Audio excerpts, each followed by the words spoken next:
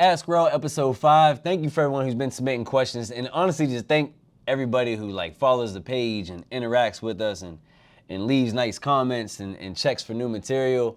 At the end of the day, it's really for the viewers, really for you guys to get value out of it. But of course, it helps us, helps our brand, helps us come up with new different things. Was just kind of talking about something right now that we might be able to do that's better for Ask REL. So the interaction is great. So thank you guys for even giving a shit enough to check things out and stay up on REL Academy business.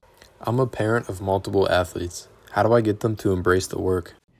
You can't make anybody do something that they don't want to do. And a token thing that I tell parents all the time is if you're constantly having to drag your kid to the gym or to wherever, if you got to drag them, first couple years when they're just young children, 6, 7, 8, 9 years old, that makes sense. Like they need a kick in the butt. And they're still gonna need a kick in the butt even at 15 sometimes. But in general, your kid should be dragging you. Like your kid should be constantly on you. You should be tired, where you're like, man, I just wanna, not right now, I wanna sit down, let them go do it on their own. Or your kids gotta, at some point, they have to drive that. So if you got 4 kids in your family, and you already know one of them is gonna bullshit every time and not wanna be there. One of them is gonna, is asking you to quit the sport. Like stuff like when it's a red flag, man, just be honest about it and understand this. Like if your kid isn't some superstar athlete, who gives a fuck? Like this is life, you know what I mean? My basketball dreams didn't work out, but at some point along the line, I matured enough to understand that that's not really what it was about anyway, It was just about me fucking getting after it, trying to be somebody, and that builds into other things. So don't feel like you need to be some great athletic parent and your kids need to be athletes. They fucking don't have to, you know what I mean? So be real. That's how do you get everyone to buy in? Figure out what everybody wants to buy into and stick with that. I got cut from my 6th grade team. What should I do? If you've been cut from any team that's not a high school team, like if you're younger than high school, it should never be a panic mode.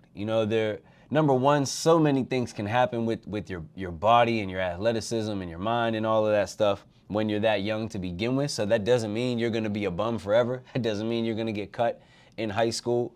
For most kids, high school is the pinnacle. Like that is what we're working up to in the first place. So it can all change in a few years. But also who's coaching your 6th grade team? Probably a parent. Who's the assistant coach of the 6th grade team? Probably another parent. So do they know their shit? Who are the people evaluating your tryouts?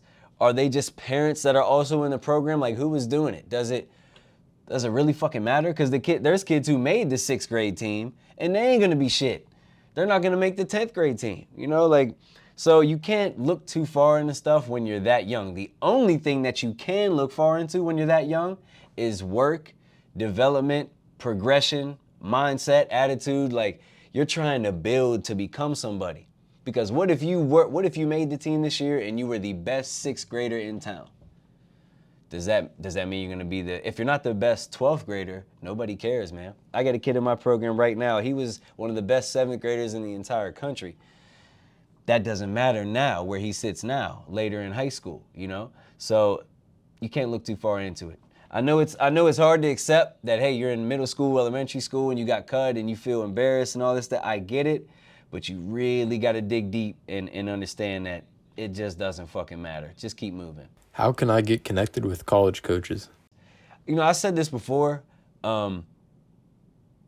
It's complex, but I'm going to tell your average person out there who's trying to get their kid in front of college coaches or your average trainer, high school coach who just wants to be able to have some leverage to get kids exposure, AAU coaches. You know what you do, man? You do what I did. You just get online.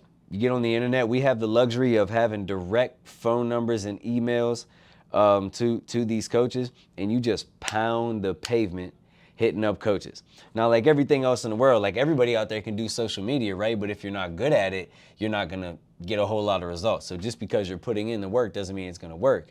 When you're emailing coaches, when you're cold calling people, when you're reaching out, you gotta understand how to speak to people, what to say early in the conversation. And the other piece that is just a reality of the situation that might not be relevant to everybody watching. When you have kids who are getting recruited already or who are really good, and you send one piece of film and it's gonna grab somebody's eye, that is the number one thing. See, people get this thing wrong. They think that, I myself, when I hit up coaches and reach out to them and make relationships, most of them don't give a flying fuck about me or who I am or my program. And that's okay. I don't care. They don't have to. They're only interested in the players I have that can possibly help their program. That's it. It stops there. So if you have players, if you got talent, real talent that they need, they'll eventually be reaching out to you.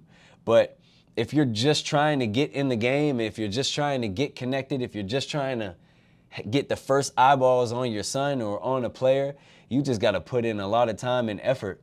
See, I'm giving everybody this isn't a secret formula. I'm giving people a secret right now of how I did it personally for a lot of them. But the difference is I have the time and ability and work ethic to actually fucking do it. Like, I don't know how many coaches I've emailed. I have an entire database and an email database.